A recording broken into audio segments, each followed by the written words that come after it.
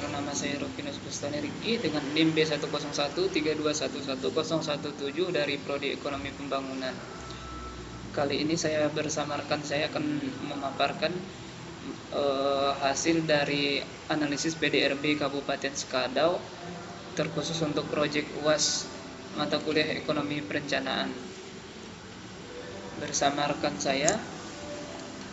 Baik, perkenalkan nama saya Habib, Prodi Ekonomi Pembangunan, NIM B1013211016.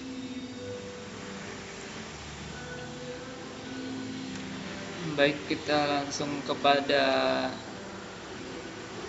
poin pokok.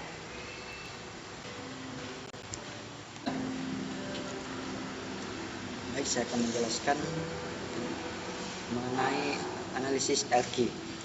LQ berguna untuk menilai sejauh mana sektor ekonomi di suatu wilayah unggul atau bersaing dibandingkan dengan tingkat ekonomi nasional atau regional secara umum. Dengan menggunakan rumus LQ, kita dapat melihat apakah suatu daerah lebih baik dalam beberapa jenis pekerjaan dibandingkan dengan daerah lainnya. Membantu pemerintah dan pelaku ekonomi dan keunggulan khusus yang dapat diperkuat untuk mendukung pertumbuhan ekonomi.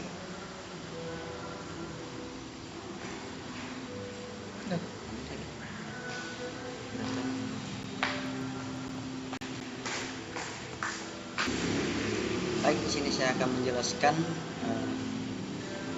dari data LQ yang kita hitung, yaitu untuk LQ yang kurang dari 1 itu bukan sektor yang unggul, tapi sektor yang masih lemah. Tapi untuk LQ yang besar dari 1 itu termasuk sektor yang unggul. Yang pertama di sini ada yang sektor yang unggul adalah sektor pertanian, kehutanan dan perikanan. Itu dari tahun 2018 sampai 2021 tetap masih jadi sektor yang unggul. Lanjut lagi dalam sektor perdagangan besar dan eceran, perspirasi, mobil dan sepeda motor. Ini hanya unggul pada waktu tahun 2018. Lanjut lagi penyediaan akomodasi dan makanan dan minuman. Ini sektor dari tahun 2018 sampai 2022 masih tetap jadi sektor yang unggul. Untuk informasi dan komunikasi juga sama, sektor dari tahun 2018 sampai 2022 masih jadi sektor yang unggul. Lanjut lagi itu tentang perumahan, real estate, dari tahun 2018 sampai 2022 tetap menjadi sektor yang unggul juga. Lanjut lagi di bidang kesehatan dan kegiatan sosial, itu hanya bisa jadi sektor unggul pada tahun 2018 sampai 2020, karena waktu itu kita terkena wabah virus corona. Baik, terima kasih dari saya.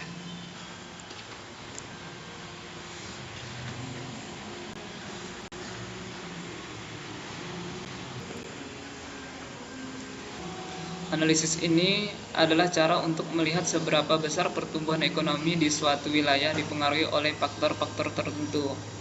Nah, metode ini membantu kita tahu sektor-sektor mana saja yang memberikan kontribusi besar terhadap pertumbuhan atau penurunan ekonomi di wilayah tersebut.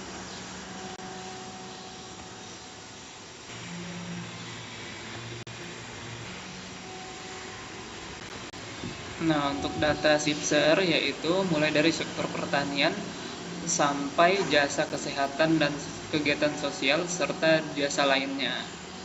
Untuk hasil analisis dari berbagai sektor dapat teman-teman lihat di layar monitor.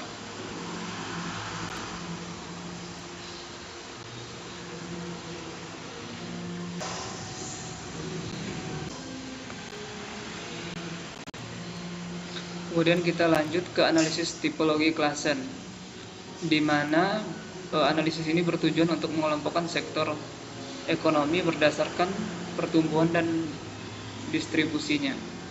Ini dilakukan untuk menemukan kelompok sektor yang mirip dalam hal karakteristik pertumbuhan dan distribusi.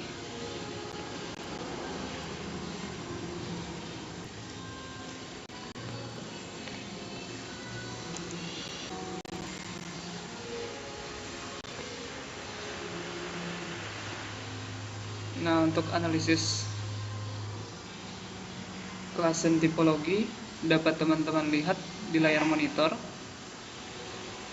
Nah, itu mulai dari sektor pertanian sampai jasa kesehatan dan kegiatan sosial dan jasa lainnya. Ini ada data rata-rata pertumbuhan, rata-rata distribusi, rata-rata pertumbuhan, dan rata-rata distribusi. Dimana untuk keterangan di sini sektor pertanian, kehutanan, dan perikanan itu tergolong sektor maju dan bertumbuh pesat. Sedangkan dari sektor pertambangan dan penggalian sampai kepada sektor pengadaan air itu termasuk sektor yang terbelakangan. Kemudian lanjut di sektor perdagangan besar dan eceran, ini termasuk sektor yang keterbelakangan juga. Nah, untuk sektor transportasi ini termasuk sektor maju tetapi dia tertekan. Sama halnya dengan sektor penyediaan akomodasi dan makanan minuman. Untuk sektor informasi dan komunikasi itu termasuk sektor yang masih bisa berkembang atau potensial. Nah, sama dengan halnya sektor asuransi.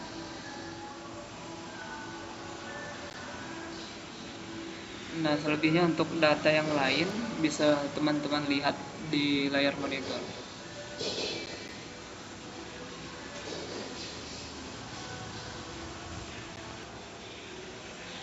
Presentasi dari kelompok kami kurang dan lebihnya mohon maaf dan terima kasih.